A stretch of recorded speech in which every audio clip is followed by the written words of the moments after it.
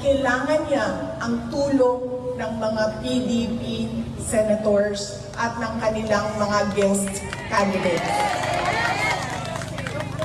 So, tulungan niyo po ako isa-isahin kasi noong nakaraan ay nakalimutan ko yung isang pangalan. So, isa-isahin po natin ang kanilang mga apelido.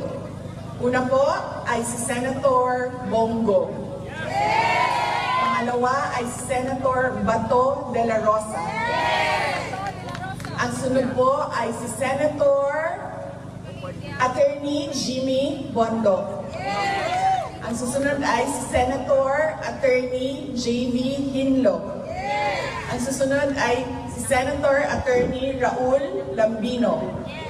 At ang panghuli po ay ang ating kaibigan, si Mr. Senator Philip Salvador. Yan po ang candidates ng PDP.